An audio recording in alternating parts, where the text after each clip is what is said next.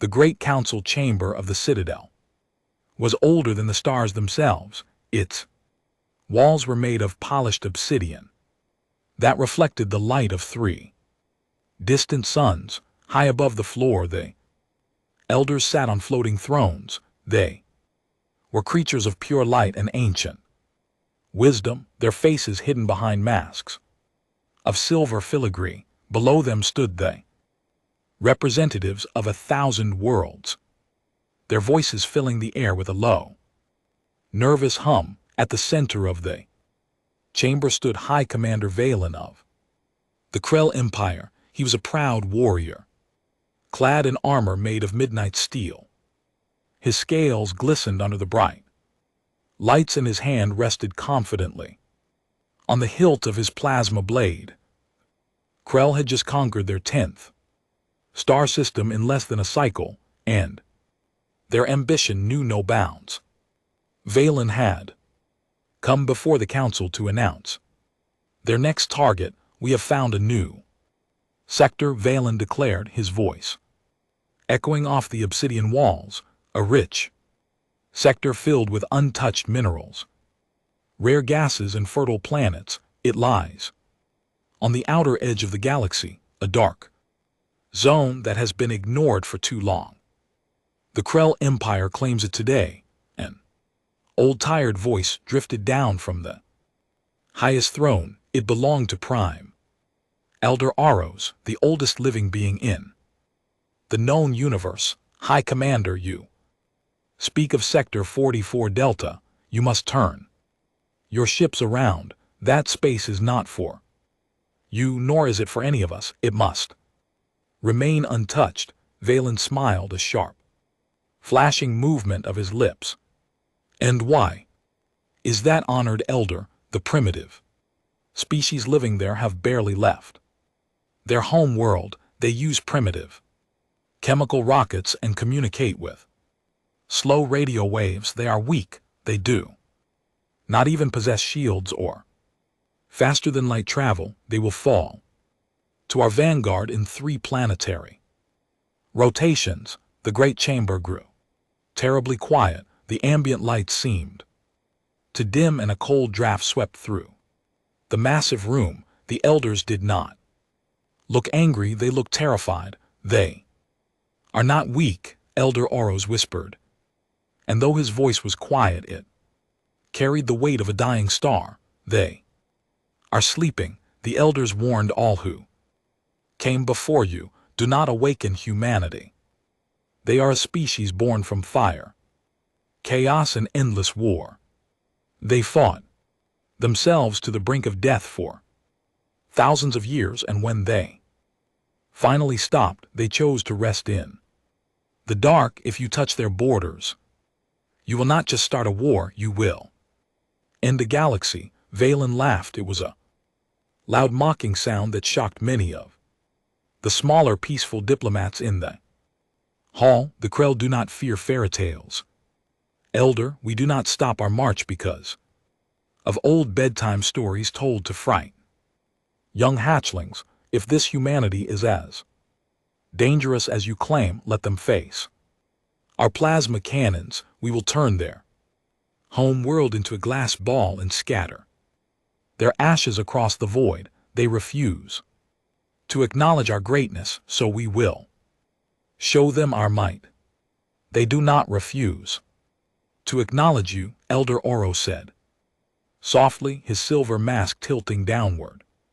In profound sadness, they do not even know you exist, and pray to the ancestors that they never do, for if they look up and see an enemy, they will not stop until everything you have ever built is gone. Valen did not listen. He turned his back on the High Council, a gesture of ultimate disrespect, and marched out of the chamber. His heavy boots clicked against the stone floor, a rhythmic sound that felt like a countdown to disaster. Behind him, the elders bowed their heads, and the lights of the citadel flickered as if a great shadow had just fallen over the future. The Krell battle fleet arrived at the edge of the solar system 3 weeks later. It was a magnificent sight. 200 dreadnoughts, their hulls glowing with green energy shields, formed a perfect crescent formation. Behind them were hundreds of troop carriers carrying millions of armored Krell warriors eager for blood and glory. Valen stood on the bridge of his flagship, the Star Cleaver. He looked at the main view screen, which showed a small blue and green planet orbiting a common yellow star. The planet was called Earth. To Valen, it looked small, fragile, and utterly defenseless. Commander, his chief sensor officer reported, his tentacles moving quickly over the control panel. We have detected their communication network. It is just as the scouts reported, simple data packets, unencrypted radio waves, and rudimentary satellite grids. They have no planetary defense shields. They have no orbital weapon platforms. They have a small space station with only 6 individuals on board. A pathetic display. Valen muttered, send the Vanguard, destroy their space station first. Let them see their small achievements burn in the sky before we land our armies. I want them to know despair before they know death. The Vanguard, a group of 12 agile cruisers, broke away from the main fleet and sped toward Earth. They fired their heavy plasma cannons from long range. The human space station did not even have time to send a distress signal. In a flash of blinding light, the metal structure was torn apart, its pieces melting into the vacuum of space. Krell warriors on the bridges of their ships cheered, raising their fists in victory. It was too easy. On the surface of the planet, the humans did not understand what was happening at first. For centuries, they had looked at the stars and wondered if they were alone. They had spent decades fixing their own planet, ending their old wars, cleaning their oceans, and learning to live in peace. They had forgotten the brutal art of killing because they thought they would never need it again. They were peaceful, creative, and gentle. But deep inside their DNA, the old ghosts were still there. When the pieces of the shattered space station fell through the atmosphere, burning like angry red streaks across the night sky, the global networks went wild. Scientists around the world quickly realized this was not an accident. Then, the Krell fleet broadcasted a message across every television screen, radio frequency, and digital device on Earth. The face of Valen appeared, dark and menacing. People of Earth, his translated voice boomed, you are now subjects of the Krell Empire. Your resources belong to us. Your lives belong to us. Any resistance will result in the immediate destruction of your cities. Drop your tools, bow your heads, and wait for your masters. The world went completely silent. In the grand cities of New York, Tokyo, London, and Nairobi, people stood still in the streets, looking up at their screens. They did not cry, they did not panic. Instead, a strange collective feeling passed through billions of minds. It was a feeling they had not felt in a very long time. It was the feeling of survival in a deep underground bunker beneath the mountains of the northern continent. An old military command center was covered in dust. It had been closed 50 years ago when the world signed the Global Peace Treaty. The lights had been turned off, the computers unplugged, and the weapons locked away in deep vaults. An old general, a man with gray hair and sharp blue eyes named Marcus Vance, walked down the dark corridor. He had been called by the global leaders because he was one of the last men alive who remembered how the old world used to fight. He pushed open the heavy steel doors of the command center. A dozen young technicians were already there, trying to turn on the old machines. Their hands were shaking. They were used to programming weather satellites and agricultural drones, not weapons of war. General Vance, a young woman said, her voice trembling, the aliens, they just destroyed our orbital research platform. They killed 6 of our top scientists, and they are demanding we surrender the planet. Marcus Vance walked over to the main terminal. He looked at the data display. Playing the Crow fleet, he saw the numbers, the shield frequencies, the ship sizes. He took a deep breath and, for the first time in 50 years, the old fire in his chest woke up. They think we are weak because we are peaceful, Vance said, his voice calm and steady. They think because we stopped killing each other, we forgot how to kill. They do not know what we are. He reached into his pocket and pulled out an old physical iron key. He walked to a small control box on the wall that was painted bright red. He inserted the key and turned it. Sir, the young technician asked, watching him with wide eyes. What is that? This is the Project Prometheus network, Vance replied. When we unified the world, we didn't destroy our weapons, we just buried them. Because the thinkers of that time knew that one day something from the dark might come looking for a fight. He flipped a heavy toggle switch. Deep beneath the oceans, inside silent mountain ranges, and under the shifting sands of deserts, massive steel doors began to grind open. Things that had been asleep for generations began to hum with power. Nuclear reactors flared to life. Automated assembly lines, dormant for decades, suddenly started moving, their robotic arms clicking into place to build things meant for destruction. High above the planet, Valen watched the view screen, waiting for the humans to send their leaders to beg for mercy. 10 minutes passed, 20 minutes, an hour. Commander, the sensor officer called out, his voice suddenly losing its confident tone. We are detecting massive energy readings from the planet's surface. Are they launching missiles? Valen asked, unconcerned. Our shields can deflect any primitive explosive they throw at us. No, sir, the officer said, his tentacles shaking violently. It is not missiles. The energy is not moving toward us. It is changing the planet itself.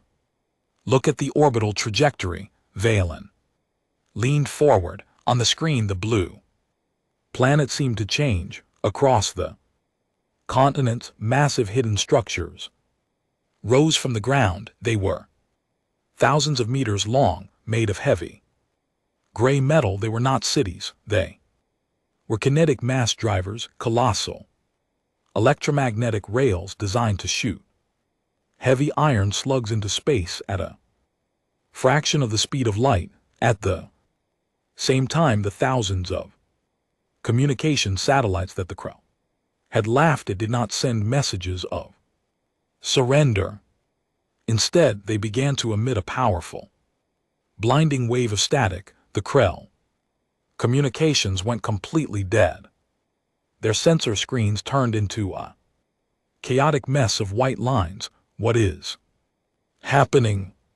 Valen shouted, gripping the edge of his command chair. Fix the sensors. We can't, sir. They are jamming everything. They are using their entire global power grid just to blind us. Then a sound vibrated through the hull of the Star Cleaver. It wasn't an explosion. It was the sound of something passing through space at impossible speeds. One of the Krell Vanguard cruisers simply vanished. There was no fireball, no slow breakup. a solid slug of depleted uranium, weighing 10,000 tons and traveling at 3%. The speed of light had struck the ship. Directly through its shields, the kinetic energy was so immense that the cruiser was turned into dust instantly. A second later, another cruiser exploded, then another, evasive maneuvers. Valen screamed, his pride instantly turning into cold panic. Fire on the ground coordinates, destroy those weapons, but the Krell ships could not aim. Their sensors were useless, blinded by the roar of humanity's awakening technology. The human mass drivers kept firing from the surface, a steady, rhythmic heartbeat of death. Every few seconds, another Krell ship was torn to pieces by invisible, silent kinetic slugs in the Citadel. Thousands of light years away, a sudden alarm began to chime. The great holographic map of the galaxy in the center of the room flared red, a small dot representing the Krell vanguard blinked once, twice, and then went completely dark. Representatives of the 1,000 worlds gasped. The Krell were one of the most powerful military forces in the galaxy, yet their vanguard had been wiped out in minutes. Elder Aros opened his glowing eyes and looked at the empty space where Valen had stood just weeks before. Tear of light fell down his ancient cheek. The fools, the elder whispered to the silent chamber. They did not just kick a sleeping beast, they have broken the cage. Humanity has opened its eyes, and now the universe will remember why we hid from them in the dark. The bridge of the Star Cleaver was filled with smoke and the flashing red lights of emergency systems. High Commander Valen held onto his command console as another violent shudder shook his massive flagship. Outside the armored view screen, the remnants of his proud vanguard fleet were nothing more than glowing debris drifting aimlessly in the cold vacuum around the planet Earth.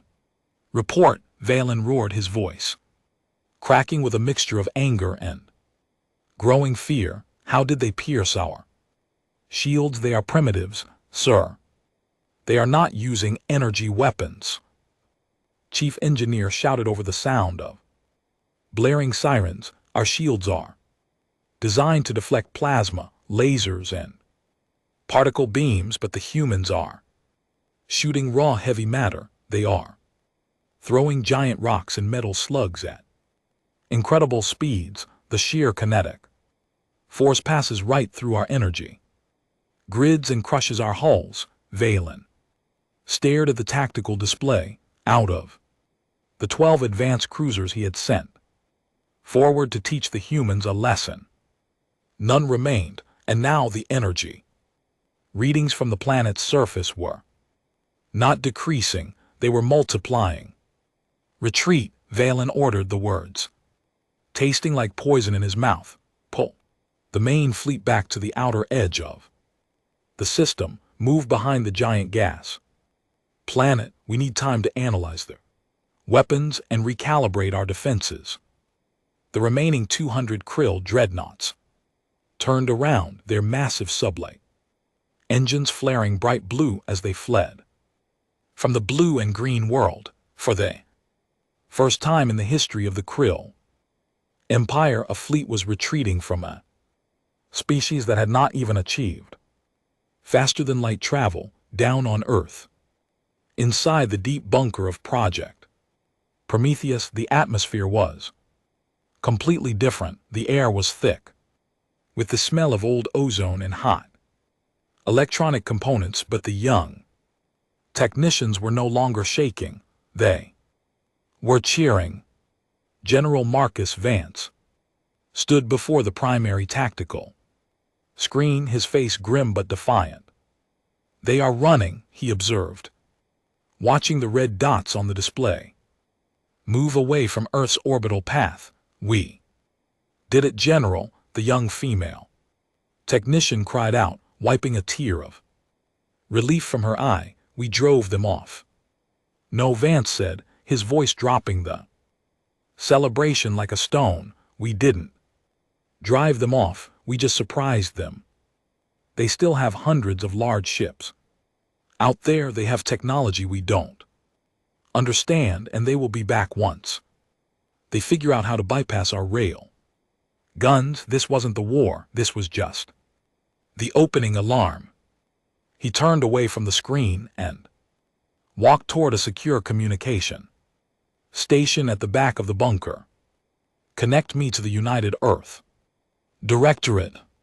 Tell them to activate the second phase. We need every factory, every shipyard, and every lab working around the clock. The peace is over. We are back in the manufacturing business. Within hours, the entire human planet transformed. The peaceful life that humans had enjoyed for generations disappeared, replaced by an industrial fury that only humanity could summon. The global economy was completely reorganized for production in the automated factories of Detroit, Stuttgart, and Shanghai. The assembly lines that had been making clean energy vehicles and medical equipment were reprogrammed in minutes. Massive robotic arms began welding thick plates of carbon steel armor. 3D printers began printing thousands of heavy missile casings. Humanity did not have a large star fleet, but they had millions of transport ships, mining vessels, and orbital cargo haulers in the high shipyards orbiting the moon. These peaceful ships were brought in by the hundreds. Engineers worked in zero gravity, cutting off civilian parts with plasma torches and bolting heavy armor and missile pods onto the hulls. They were not pretty ships. They were blocky, ugly, and brutal. But they were dangerous. Meanwhile, a brilliant young human scientist named Dr. Elena Rostova was looking at a piece of alien metal.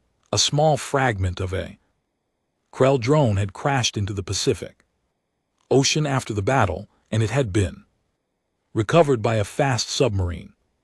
She stood in a high-tech lab surrounded by glowing holographic projections of the alien material's atomic structure. A group of military officers stood behind her waiting for an answer. It is incredible, Dr. Rostova whispered, her fingers tracing the holographic lines. Their metal uses a strange molecular bond that we have never seen. It allows their ships to be light but stronger than anything we can make. And their engines, they use a contained antimatter reaction. That is how they travel between the stars. Can we copy it, Doctor? An officer asked urgently. Elena turned around, a sharp, determined look in her eyes. Copy it? No, we don't have the tools to replicate this from scratch in a few days, but we don't need to copy it. We can bridge it. Their systems use a very specific energy frequency to maintain their antimatter containment. If we modify our standard industrial lasers, we can disrupt that frequency. We don't need to break their armor if we can make their own engines explode from the inside. She smiled, a cold expression that would have made Valen very uncomfortable. They brought a highly advanced, delicate machine to a knife fight. We just need to show them how easy it is to break. Deep in the outer solar system, hidden behind the thick, stormy atmosphere of Jupiter, the Krell fleet had gathered. Valen was furious. He had sent messages back to the Krell homeworld demanding reinforcements, but the reply he received had been frustrating. The High Council of the Empire was hesitant. The news of the Vanguard's total destruction had sent shockwaves through the government, and the words of the elders were beginning to haunt the Krell. Politicians, they tell me to wait. Valen hissed to his officers on the bridge. They tell me to negotiate with the primitives. The Krell do not negotiate with insects. We have modified our shields. Our engineers have added thick physical barrier fields to the front of our ships. The next time those human railguns fire, the metal slugs will hit our barrier fields and shatter. Before they touch our hulls, he looked out at his fleet. They had repaired their damage and were ready for revenge. Set course for Earth, maximum speed. We will not use a vanguard this time. We will advance as one single crushing wall. We will wipe out their orbital defenses before they can reload. The Krell fleet accelerated, moving out from the shadow of Jupiter. They flew past Mars, ignoring the small human research stations on the red planet, and headed straight for Earth. As they approached, Valen looked at his tactical sensors. He expected to see the humans hiding behind their planetary railguns. Instead, he saw something else. A vast fleet of ships had moved away from Earth and was waiting for them near the moon. There were over 500 vessels. They were mismatched, irregular, and lacked any uniform design. Some were modified asteroid miners, others were massive fuel tankers converted into missile platforms, and among them were hundreds of small agile fighter craft that looked like angry hornets. They are coming out to meet us, Valen said, genuinely surprised. With those rust buckets, they have no shield. A single blast from our main cannons will melt those civilian hulls. Commander, the sensor officer warned, the human fleet is accelerating. They are not forming a defensive line. They are charging directly at us. Fire at will, Valen ordered. Destroy their fleet. The Krell dreadnoughts opened fire. Hundreds of bright green plasma beams cut through the darkness of space, striking the advancing human ships. When the beams hit, many of the modified human transport ships simply vaporized. The civilian hulls could not withstand the alien heat, but the humans did not stop. They did not turn back when their comrades died. They kept coming, using the burning wrecks of their own ships as shields to block the oncoming fire. They are insane, a Krell pilot whispered, watching a human cargo ship, its engine compartment completely on fire, continue to accelerate directly toward a Krell cruiser. The human ship, named the Iron Horse, rammed the Krell cruiser at full speed. The impact was horrific. The heavy unshielded mass of the human ship crushed the front of the Krell cruiser, forcing both ships to spin out of control and explode in a massive fireball. Then the human fighters arrived. They were too small and fast for the heavy Krell cannons to track. They swarmed over the giant dreadnoughts, firing thousands of small, specialized missiles. The missiles are not damaging our hulls, sir, the Krell defense officer reported, feeling a wave of relief. Their explosives are too weak. But on the bridge of the Star Cleaver, Valen noticed something wrong. The red lights on his engine console began to flicker. Why is our power dropping? He demanded. Suddenly an explosion rocked the back of his ship. Commander, the engineer screamed in absolute terror. The human missiles, they didn't carry explosives. They carried high-intensity frequency emitters. They have found a way to disrupt our antimatter containment fields. Our own engines are becoming unstable. Across the battlefield, the advanced Krell Dreadnoughts began to fail, one by one. Their brilliant green shields flickered and died. Internal power lines blew out, leaving the massive warships dark and helpless in space, and that was exactly when the human railguns on Earth fired. Again, without their shields and barrier fields, the helpless Krell ships were completely exposed. The heavy uranium slugs arrived like a storm of iron rain, punching through the elegant Krell hulls. From side to side, the beautiful alien fleet was being systematically dismantled by raw, primitive violence. Valen watched in horror as his proud armada was torn to shreds around him. He realized then that the elders had been right. Humanity was not just a species. They were a force of nature. They did not care about the rules of advanced galactic warfare. If they needed to fight, they would use whatever they had.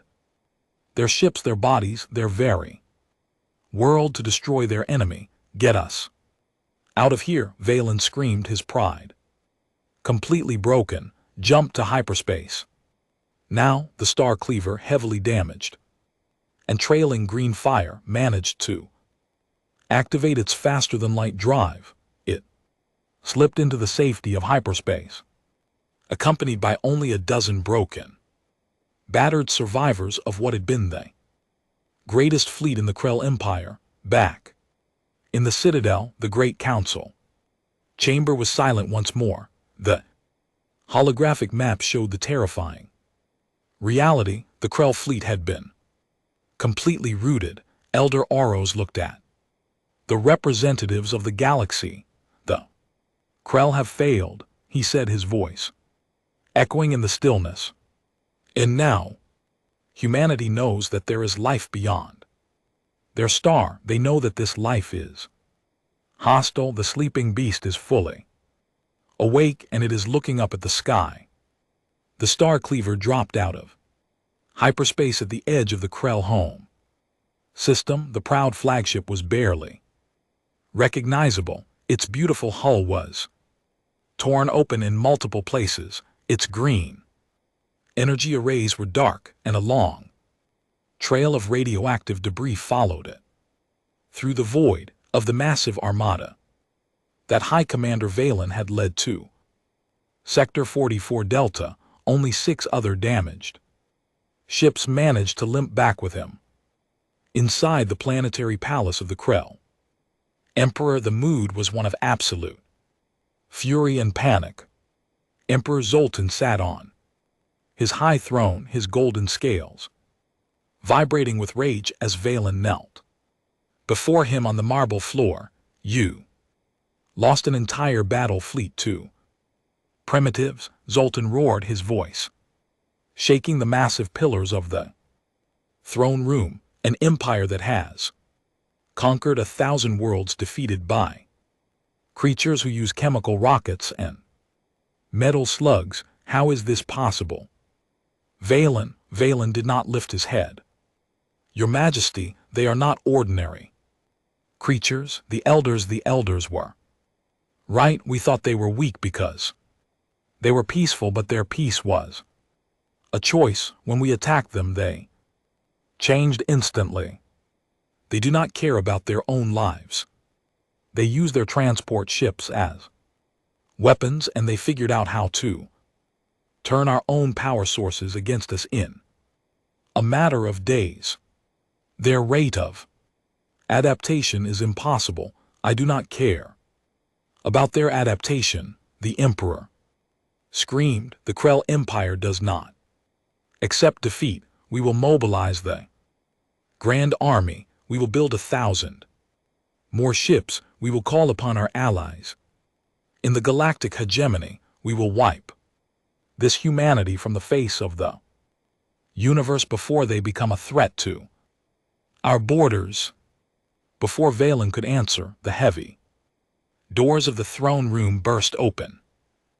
High-ranking communications officer ran into the room, his face pale with terror. He did not even bow to the Emperor before speaking, Your Majesty.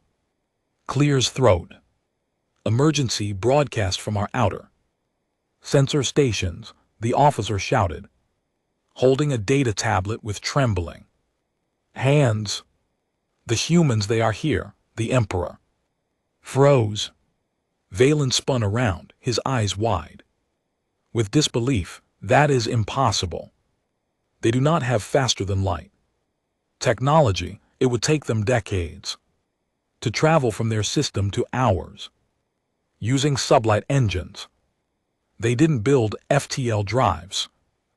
Officer stammered, pulling up a holographic projection in the center of the room. They took the engines from the cruisers we lost in their system. They reverse-engineered our hyperdrives, bolted them onto their own ships, and followed our hyperspace tracks. They are entering our system right now. The holographic screen flared to life, showing the orbital space around the Krell home planet.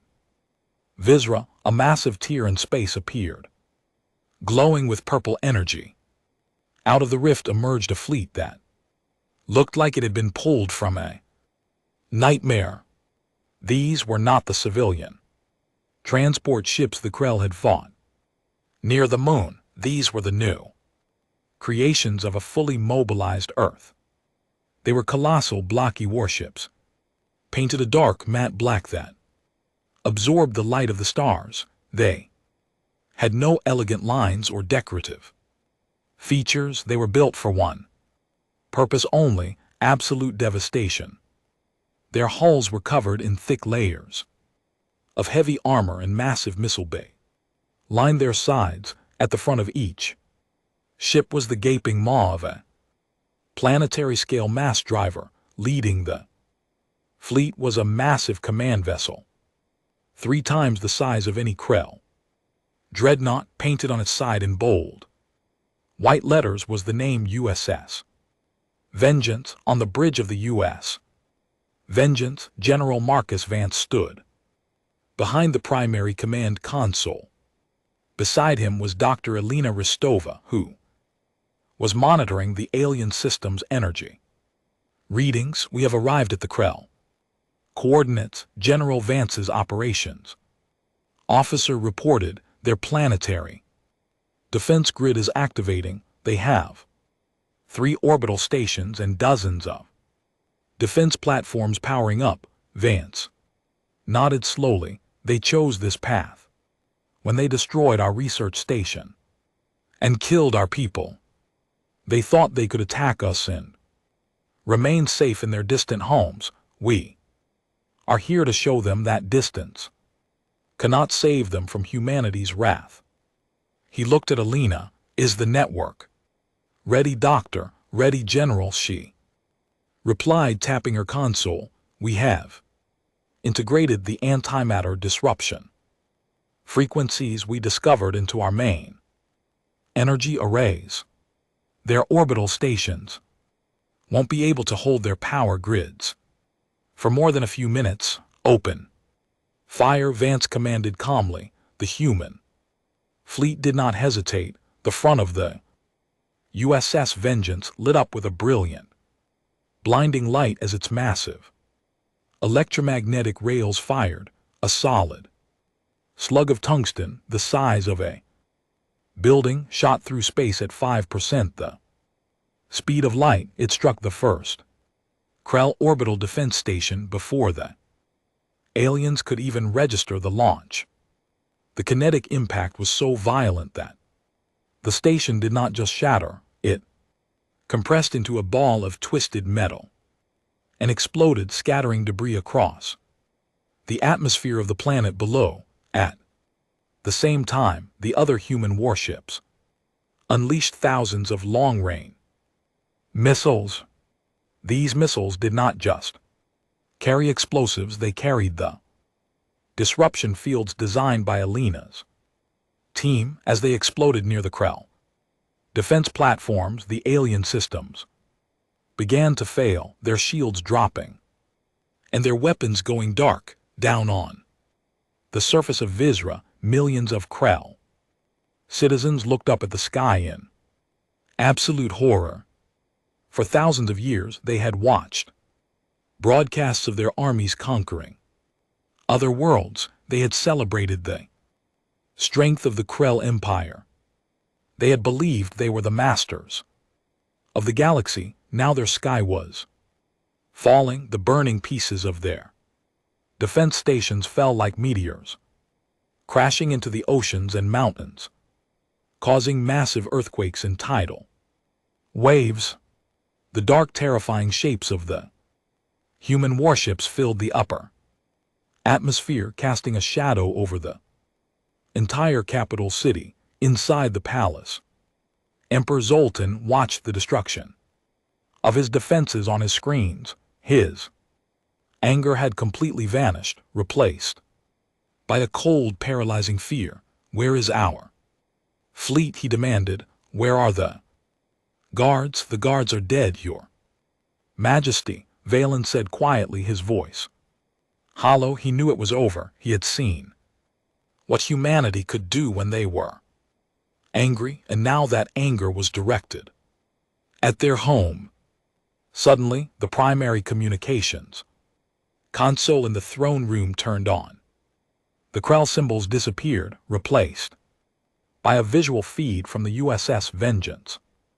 The face of General Marcus Vance appeared on the screen. His expression was hard as stone, his eyes cold and unforgiving. He looked directly at the Krell Emperor. I am General Marcus Vance of the United Earth Directorate, he said, his voice translated perfectly into the Krell language. You attacked our world without provocation. You murdered our people. You demanded our surrender. You believed we were weak because we chose to live in peace. The Emperor tried to speak to assert his royal authority, but Vance continued, his voice cutting through the room like a blade. We did not want this war, Vance said. We spent centuries burying our weapons so we could build a better world, but you chose to dig them up. You wanted to see humanity's true face, and now you're looking at it. We are not here to conquer you.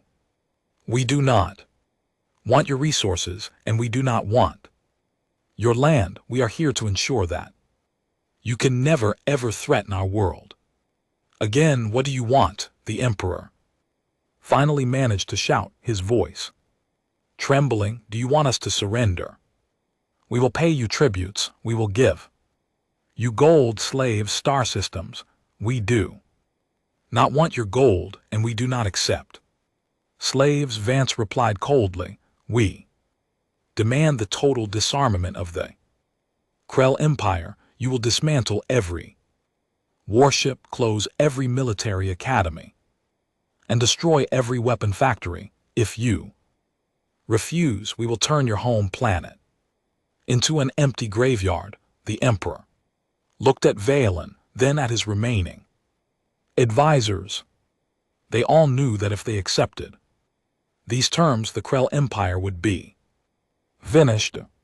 They would be helpless at the mercy of the other species they had conquered in the past. Never, the Emperor roared, trying to reclaim his pride. The Krell will never bow to primitives. We will fight you in the streets. We will fight you until the last warrior falls. General Vance didn't look surprised. He didn't even look angry. He simply reached out his hand and pressed a button on his console. So be it, Vance said, and the screen went black. A second later, the human fleet began its orbital bombardment. They did not fire on the civilian cities. They were not monsters.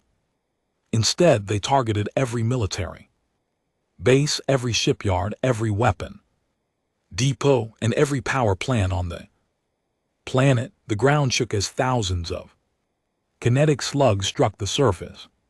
The explosions were so massive they could be seen from space, bright orange scars tearing across the landscape of Visra. The Krell military infrastructure, built over thousands of years, was systematically wiped out in a matter of hours. The message was clear: humanity did not just want to win a battle, they wanted to erase the very capacity for war from their enemy. In the Citadel, far away, the representatives of the galactic hegemony sat in total silence as they watched the live data streams from the Krell system. The great empire was being destroyed before their eyes, not by a galactic superpower, but by a single species from an ignored sector. Elder Oros closed his eyes and let out a long sigh. The Krell are gone, he said softly, and now the galaxy must face the consequences of their arrogance. The humans have tasted the blood of their enemies, and they have realized how small the universe truly is. The age of peace is over. The destruction of the Krell Empire's military power sent a shockwave through the entire known galaxy. Planets that had lived under the Krell's cruel rule for centuries suddenly found themselves free. But they were not celebrating, they were terrified. A new power had risen from the dark edges of space, a species that had defeated one of the greatest military armadas in the universe in a matter of weeks. In the Citadel, the leaders of the galactic hegemony met in an emergency session. The hegemony was a union of three powerful species: the Centauri, a race of tall, elegant politicians; the Valari, a proud warrior species with feathered wings; and the Zeth, cybernetic beings who valued logic above all else. Together with the ancient elders, they had maintained order in the galaxy for 10,000 years. Now that order was broken. We must strike them now, High Commander Thorn of the Valari declared, slamming his fist onto his council table. He was a massive creature with bright red feathers and armor made of gold. The humans have advanced into our space. They have destroyed the Krell. If we do not stop them now, they will march on the Citadel itself. We must assemble the Grand Coalition fleet and crush them before they secure their hold on the Krell systems. And how do you propose we do that? Ambassador Liara of the Centauri asked, her voice calm but laced with worry. The Krell were our most aggressive warriors, and their fleet was turned into scrap metal in days. The data we gathered shows that human technology adapts at a speed we cannot match. They're using our own hyperdrives against us, and their kinetic weapons bypass our standard defenses entirely. A direct attack might just provoke them further. Logic suggests a defensive posture. The Zeth representative buzzed, his mechanical eye spinning. Humanity has not attacked any hegemony worlds yet. They only targeted the Krell because the Krell attacked them first. If we establish a quarantine zone around Sector 44 Delta and the former Krell territories, we can contain them while we develop countermeasures against their kinetic weaponry. The debate raged for hours, voices rising in anger and fear. The representatives of 1,000 smaller worlds watched from the lower tiers, wondering if their civilizations would survive the coming storm. Finally, Prime Elder Oros rose from his high throne. The entire chamber went silent. Instantly, the light around the Elder seemed dim, reflecting his deep sorrow. You still do not understand, Elder Oros said, his voice echoing through the massive hall. You speak of quarantine zones and coalitions as if you are dealing with a normal empire. You think this is a matter of territory, resources, or political power. It is not.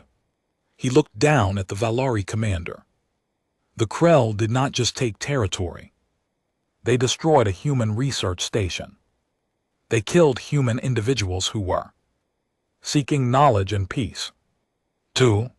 Humanity, that is not a political dispute, it is a crime against their species. They did not come to conquer the Krell, they came to punish them, and they will do the same to any who stand in their way. Are you saying we should just surrender to these primitives? Thorn shouted, his feathers bristling with pride. I am saying you should not have ignored our warnings, Oros replied. Softly, the elders told you for generations do not awaken humanity. We knew what they were capable of because we saw them fight during the first dawn. Before this hegemony was even formed. They are a species of extremes. When they love, they build magnificent wonders. When they fight, they become the hand of death itself. You cannot negotiate with their anger, and you cannot stop their march with walls. He turned his back on the council.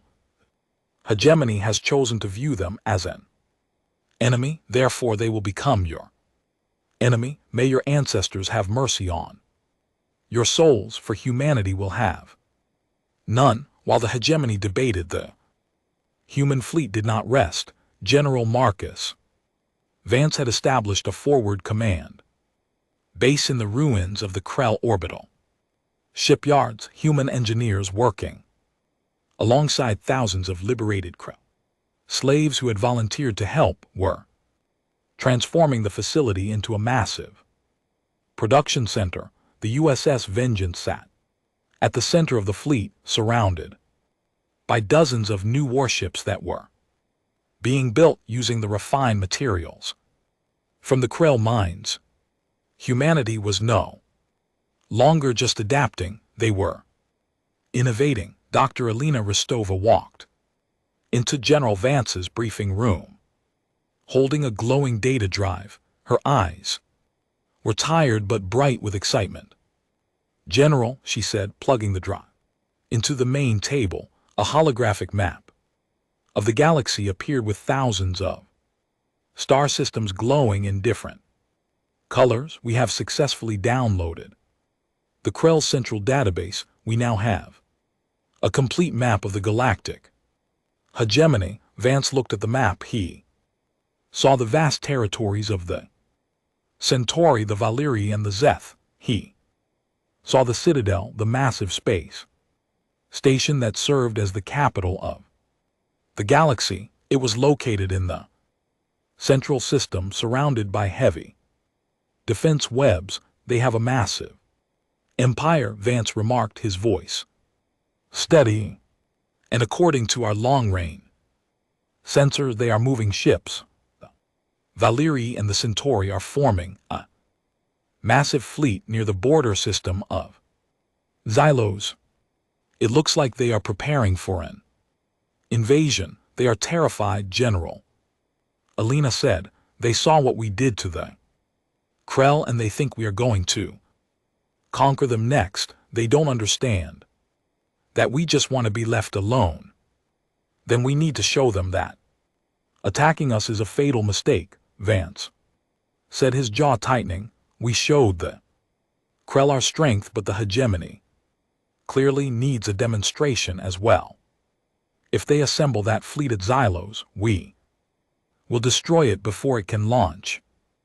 But General, Alina countered gently, if we attack their coalition fleet, we will be at war with the entire galaxy.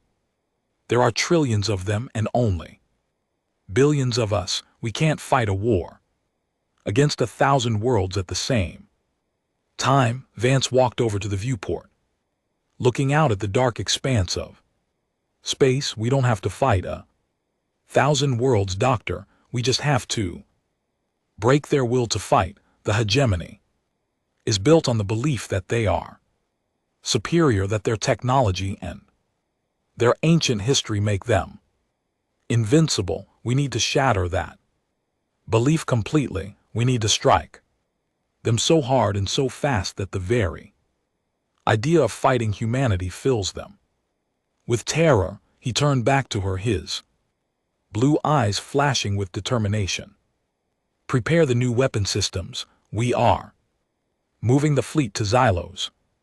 If the galaxy wants to see what happens when they refuse to acknowledge humanity, we will show them. 3 days later, the Xylos system was filled with the greatest collection of military power the galaxy had seen in a millennia. The grand coalition fleet of the hegemony had gathered. Over 2,000 warships from 100 different species formed a massive shimmering grid across the system. There were elegant Centauri cruisers, heavily armored Valari dreadnoughts, and glowing Zeth capital ships. High Commander Thorn stood on the bridge of his flagship, the glory of Valeria. He looked at the massive fleet under his command and felt a deep sense of pride. No one could defeat this armada.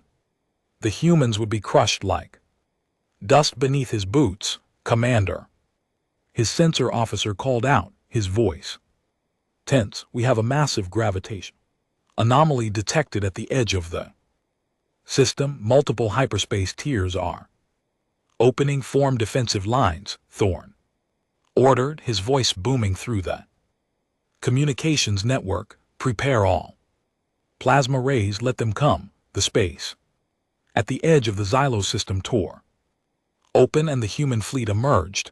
There were only 200 ships, a tenth of the size of the hegemony fleet. They looked small and insignificant compared to the massive armada waiting for them. Thorn laughed over the open fleet channel. Is this all they brought? They think they can defeat the entire galaxy with a handful of blocky metal crates.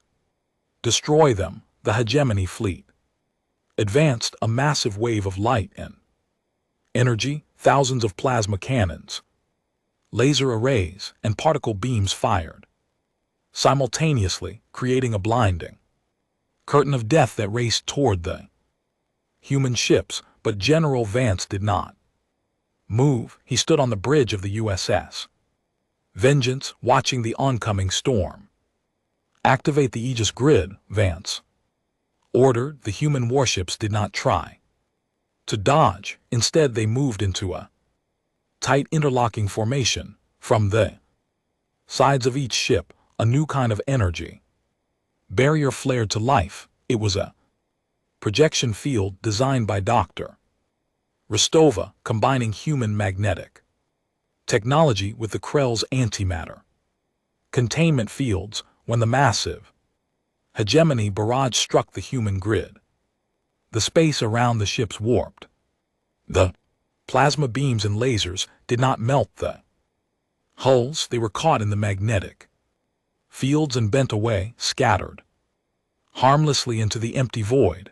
The human fleet emerged from the blinding light completely untouched. Thorn's laughter died in his throat. What? How did they survive that? Fire again. Increase power to maximum. Our turn.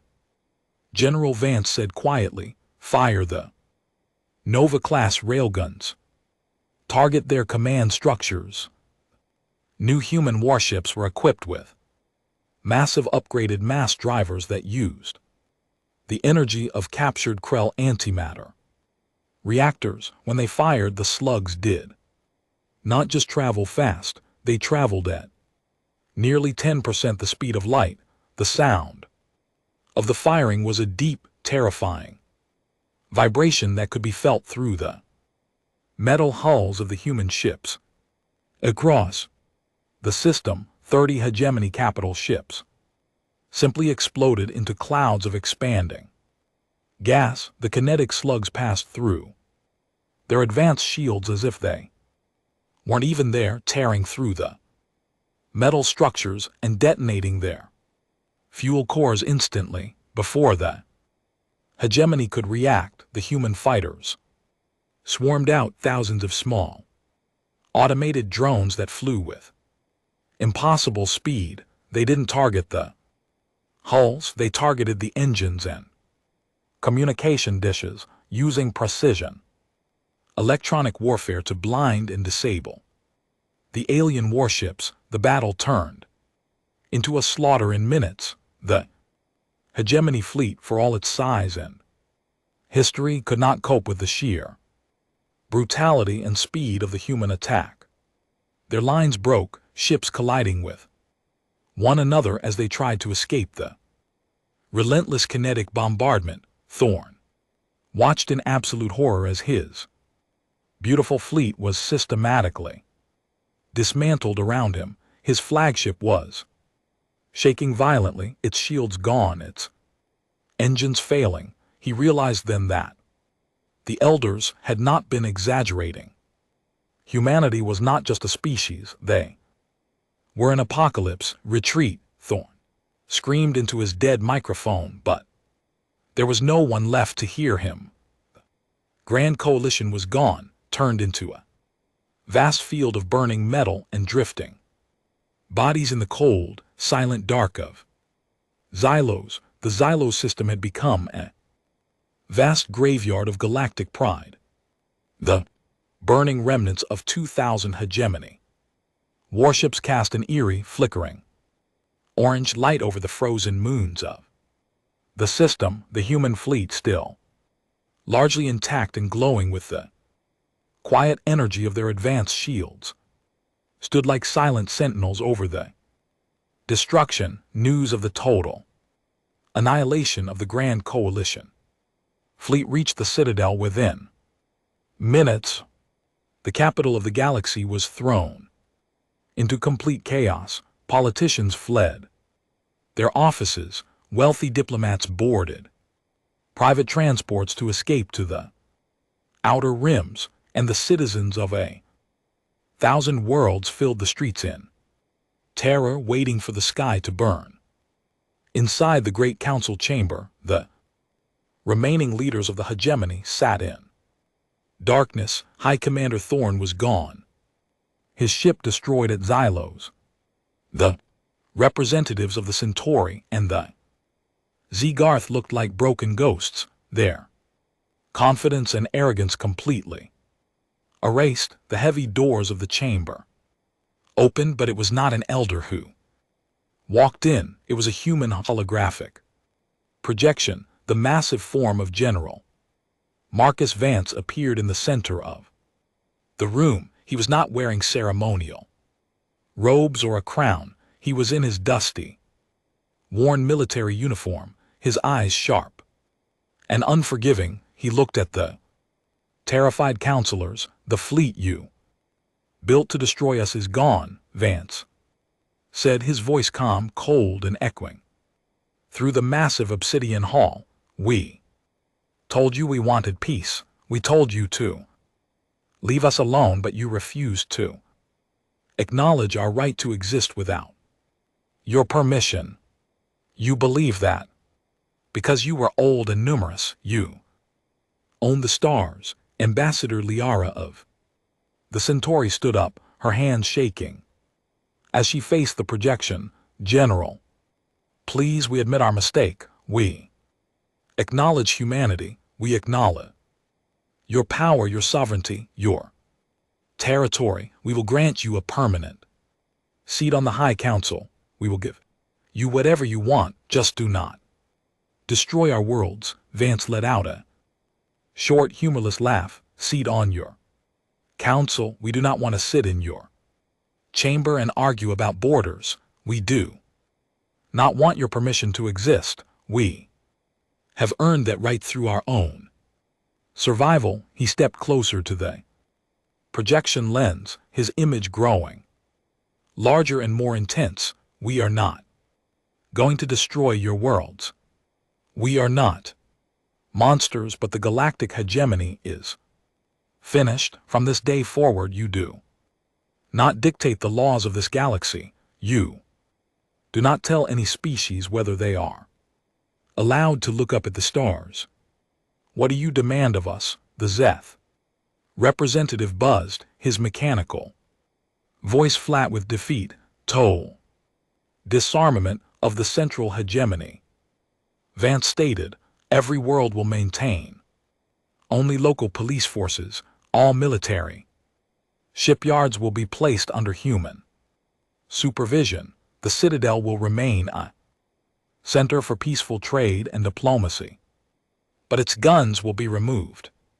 If any species attempts to build a warship, or if any fleet crosses into another species' territory without permission, humanity will return, and we will not stop until that species is removed from history. The counselors bowed their heads. They had no choice. They had no weapons left to fight and no allies to call upon. The old order that had ruled the galaxy for 10,000 years had fallen. In less than 2 months, the holographic projection of Vance faded away, leaving the room in a heavy, suffocating silence. Prime Elder Oros, who had remained quiet throughout the entire meeting, slowly stood up from his high throne. He removed his silver filigree mask for the first time in millennia, revealing an ancient, deeply wrinkled face filled with profound sadness and wisdom. The warning is fulfilled, Oros said softly, his voice carrying to every corner of the dark room. They have awakened, and now they are the masters of the stars. Go to your homes, tell your people to dismantle their weapons, and pray that we never give them a reason to look at us with anger again. 5 years passed. The galaxy had changed completely, entering a period known as the Great Silence. The old wars that had plagued the star systems for generations had stopped entirely. No pirate fleets dared to raid the trade lanes, and no ambitious empire attempted to conquer its neighbors. The universe was peaceful, but it was a peace born from absolute fear. High above the planet Earth, a massive new structure had been built.